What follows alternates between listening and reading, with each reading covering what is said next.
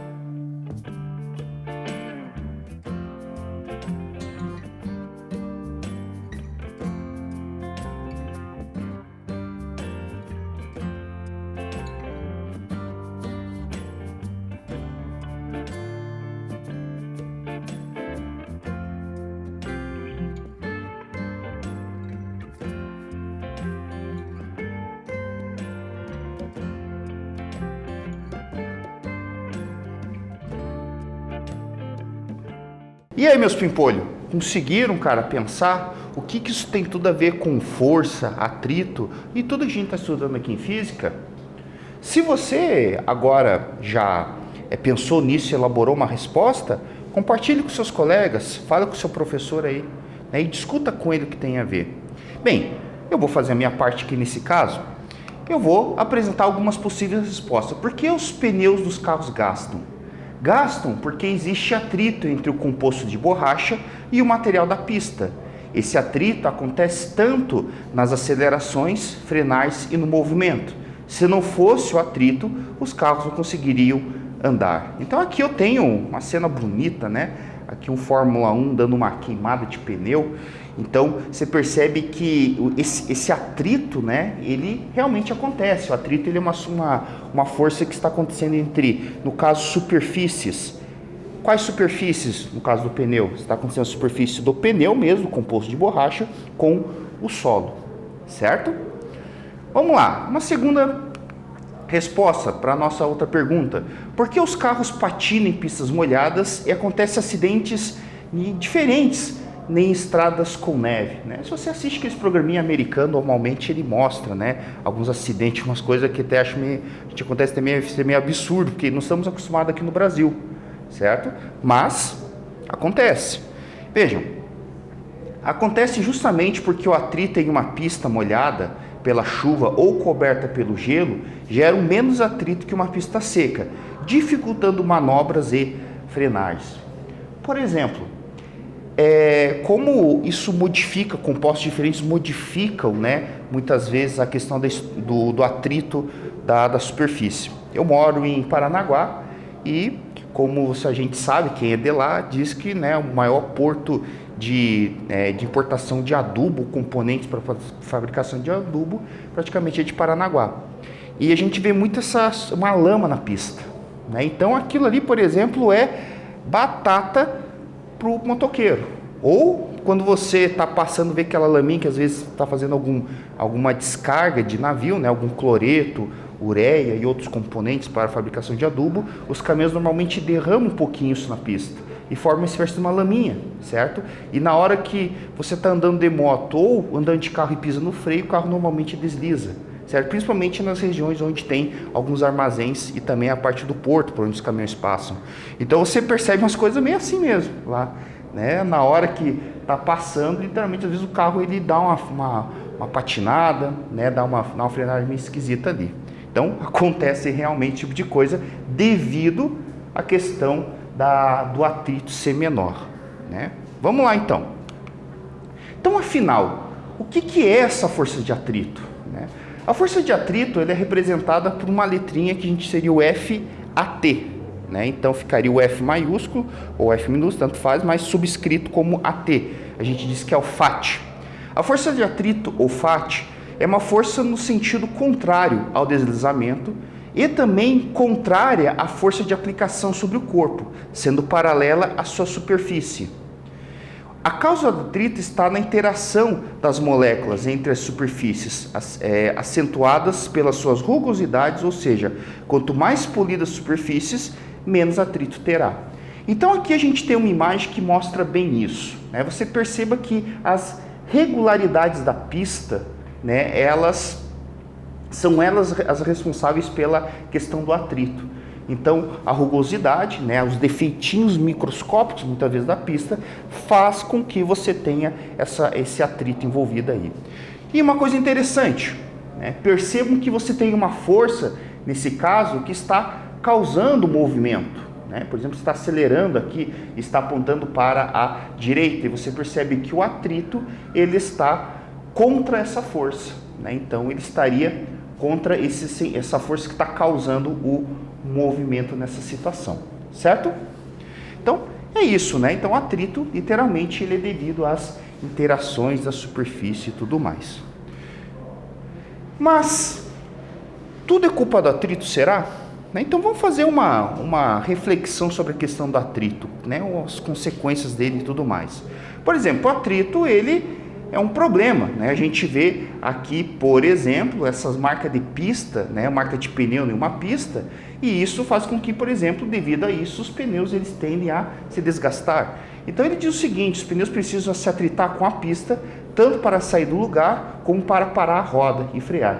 Então vejam, o atrito ele não é o lobo mau da história, né? O atrito, graças a ele, você tem a possibilidade de dirigir um carro, de pilotar uma moto, de pilotar uma bicicleta, de poder andar. Se você tivesse uma lâmpada mágica e saísse lá o gênio azul, por exemplo, né, você ia chegar lá e dizer assim: eu quero acabar com o atrito, né? Você ia fazer uma baita de uma besteira, né? Não ia rolar. Tem algumas coisas que a gente precisa dele ali. Então, nesse caso, a aderência dos pneus em uma pista, ele é causado pelo atrito. Existe um limite, obviamente, né? A gente não quer que o atrito seja demais, que atrapalhe o movimento, certo? Mas ele é fundamental para você poder ter a questão da dirigibilidade. Os pneus patinam em estradas de neve pelo mesmo motivo que não se pode praticar snowboard com a mesma emoção em uma ladeira de asfalto. Então, por exemplo, aqui a galerinha lá, né, os esportes de inverno, né, coisa rica, coisa chique demais, né? Ou a gente no Brasil que pega um papelão, uma chapa de fogão e desce no morro com lama, né? Também é a mesma coisa. Mas vejam, o que você tem aqui, ó, né? Aqui tá mais bonito, obviamente, você tem o snowboard, né? Então a galera tá descendo aqui, ó, com uma prancha. E graças à questão do atrito você consegue ter aquela emoção, né? E aí por causa dessa ausência de atrito, certo? Aí o cara tem que, digamos assim, trabalhar de outra forma para poder fazer essas manobras. Então, vamos lá. Então vamos fazer um geralzão, né? Os pós e contras da força de atrito. Então veja que coisa interessante, né? O atrito, como eu disse, ele tem o lado ruim dele, mas também tem o lado bom. Então, por exemplo, nesse item A, você está vendo aqui você escrevinhando, né? Você está escrevendo aqui em um papel. Graças ao atrito, você pode usar o lápis, certo? Graças ao atrito, você pode, por exemplo, usar uma caneta, certo? Que aquela esferinha, ela consegue girar ali. Então, graças ao atrito, você consegue fazer algumas coisas, né? Como a escrita. Agora, o atrito é um problema quando você trabalha com motores. Então, o grande vilão de um motor a combustão é realmente o atrito. Então, se você pega os veículos normalmente mais antigos, eles vão perceber que vai existir um atrito maior entre as peças, inclusive com óleo e tal, justamente diferente, e você normalmente vai ter um gasto energético um pouco maior. Hoje em dia, com a tecnologia, você melhorou essa relação, melhorou inclusive os lubrificantes, para que você possa reduzir o atrito, certo? Então, nós temos esse probleminha. Então, atrito, por exemplo, para motores é um problema, né?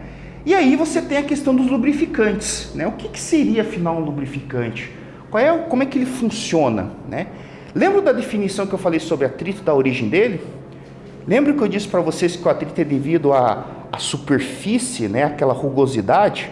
Pois bem, quando você faz um polimento ou utiliza um lubrificante, você, na verdade, está fazendo uma camada de proteção que impede o contato entre as superfícies. É como se o óleo ele cobrisse as microimperfeições que tem ali. Então, na realidade, quando você está utilizando um lubrificante para poder reduzir o atrito, na realidade, você está fazendo com que as peças elas não se encostem uma na outra, certo? Então, ela forma uma espécie de uma camada impedindo que haja essa relação de superfície, né? Então acaba tendo essa proteção. Então isso é uma coisa muito estudada, né? Aqui, por exemplo, tem uma imagem que mostra isso, né? As moléculas ali criando essa superfície. Por isso que os lubrificantes em automóveis é uma coisa muito séria. Então você vai perceber que os lubrificantes, você tem lá o lubrificante do motor, você tem o lubrificante, por exemplo, da transmissão, certo? Todos eles têm especificações diferentes. Um veículo mais antigo, como por exemplo o meu, eu tenho um Monza 94, né? Usa o velho e tradicional óleo mineral. Eu não posso, por exemplo, utilizar esse mesmo óleo num carro moderno, como o da minha esposa, que é um carro mais novo. Usa óleo sintético, mais fino, né? Com menos viscosidade, assim por diante. Então, tudo isso está relacionado com as propriedades mecânicas daquele momento, a temperatura, né? Então, por exemplo, a questão das transmissões exige um óleo especial por causa das rotações que são trabalhadas ali, certo? Então, lubrificante é uma coisa muito séria, né? Tem os lubrificantes secos, por exemplo, a própria grafite. Então, traduzindo em miúdos, os lubrificantes eles funcionam como espécie de uma proteção, né? Então, elas criam uma camadinha entre superfícies, fazendo com que não haja esse atrito. Ou seja, ela cobre as imperfeições. Da mesma forma como o polimento. Você utiliza uma massa de polir, lá a cera do carro, justamente para você poder cobrir as imperfeições, né? Para vocês verem como é um negócio muito sério, a própria Fórmula 1 faz isso, né? Se você for perceber, você não vai ver um carro de Fórmula 1 sujo. Eles sempre estão brilhando, polindo, né? Sempre nas trincas, como se diz. E o porquê? Obviamente, existe uma questão comercial, né? Os patrocínios, mas também tem uma questão de aerodinâmica. Como eles trabalham com uma questão de milésimos de segundos, centésimos de segundos, né? Às vezes só a questão do atrito do ar com a superfície já dá uma diferença, certo? Então, para poder evitar isso, né, eles acabam, às vezes, deixando o carro sempre bem polido. Aqui, nós vamos fazer uma atividade de mão na massa, tá? Essa atividade eu vou propor para vocês, certo? E eu vou dar apenas algumas instruções. Pois bem, a primeira coisa que vocês vão fazer é acessar o endereço e aqui embaixo, certo? Esse endereço do PET, certo? Qualquer coisa você digita lá no seu navegador, né? PET, P-H-E-T, força de atrito. Normalmente já aparece lá o link pronto, certo? Mas você pode entrar ali e dar uma brincada. Então, o que eu preciso que vocês façam? Primeiro, qual consequência é possível de verificar ao atritar dois livros? Então você tem aqui, né, a imagenzinha desse simulador e eu quero saber o que acontece, o que você está observando. Eu vou dar um tempinho para vocês entrarem nesse link e daqui a pouco a gente discute.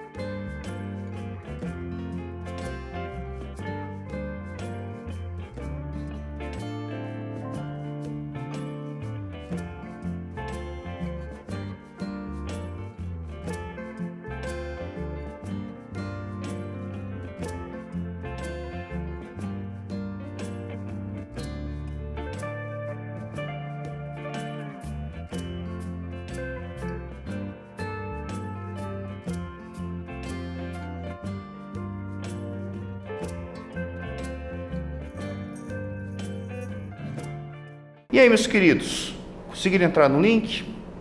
Deram uma vasculhadinha? Pois bem, obviamente precisa de um tempo maior para isso, certo?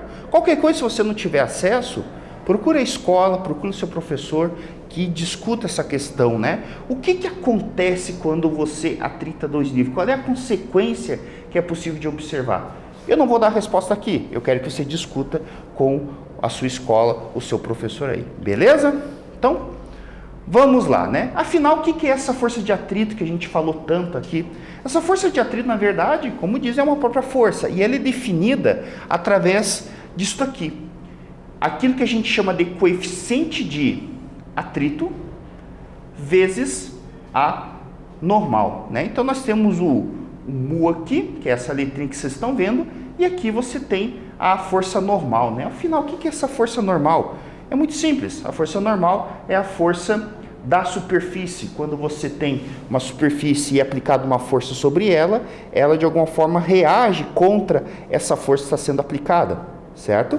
Então, ela acaba fazendo essa força aqui. Essa força é a característica de ser sempre normal à superfície, ou seja, o velho conhecido 90 graus, ok?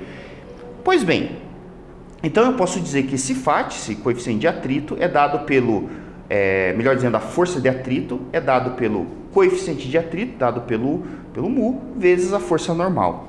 Essa força de atrito está relacionada com aquela grandeza, aquela relação das rugosidades de superfícies, certo? Então ela depende das superfícies que são sendo envolvidas, tanto do objeto 1 como do objeto 2. É uma força relativamente simples. O interessante é que esse coeficiente de atrito ele é adimensional, ou seja, ele não tem unidades, ok?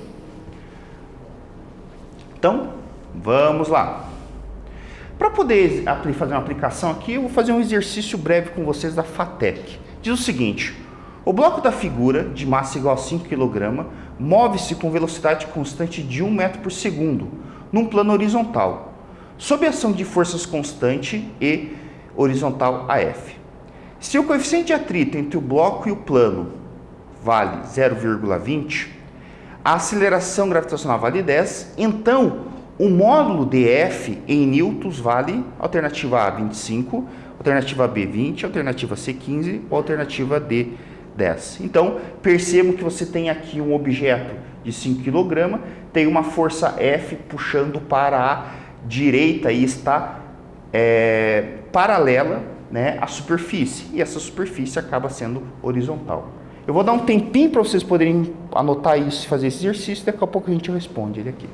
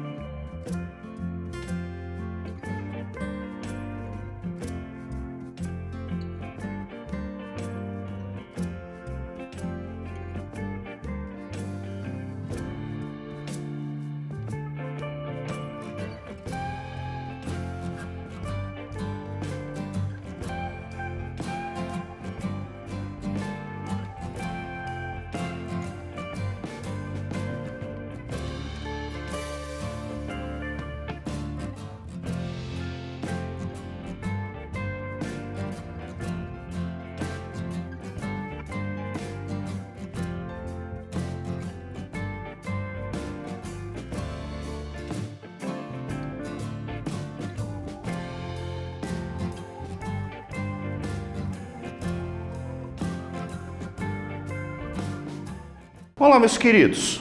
Peguem lápis e caderno e anotem aqui comigo. Pois bem, né? O que acontece? A gente sabe que tem essa força F horizontal puxando para a direita, né? E o que vai acontecer? Existe o atrito. O atrito vai ser a força oposta, no sentido oposto a essa força F, certo? Bem, além disso existe a força peso, que vale 50, só para lembrar de multiplicar 5 vezes 10, e aqui nós temos a força normal. Pois bem, a gente sabe a direção do movimento, nesse caso o movimento ele está para a direita em direção ao F. Pois bem, o que a gente sabe? Primeira coisa, quem que é essa força normal? Se eu for observar, a força normal e o peso elas estão em equilíbrio, então quer dizer que a normal é igual a 50, certo? Então, com isso, eu posso calcular a força de atrito. Φ é igual ao coeficiente de atrito vezes a normal, ou seja, Φ é igual mu vezes a normal. Φ é igual a 0,2 vezes 50, ou seja, a força normal vale 10. Como essa velocidade é constante, quer dizer que a força resultante sobre ele é igual a zero. Logo, eu posso dizer que a força de atrito é igual ao F, que nesse caso vale 10. Certo? E só para a gente poder dar uma olhadinha aqui, nós temos chamados coeficientes de atrito. Ele pode ser de dois tipos. Do tipo estático e do tipo dinâmico, certo? O estático acontece quando existe repouso entre a superfície e o cinético acontece, o dinâmico acontece quando existe movimento relativo entre eles, ok? Mas em outro momento a gente aborda melhor isso aqui. Então, vamos lá. O que vimos hoje? Entendemos o conceito de atrito. O coeficiente de atrito depende da superfície de contato. Logo, o gelo existe menos atrito que o asfalto e por isso podemos fazer snowboard, né, no gelo, que é mais legal. E existe dois tipos de atrito, que é o estático e o cinético. Espero que vocês tenham gostado dessa aula e até num breve momento, meus queridos. Tchau, tchau.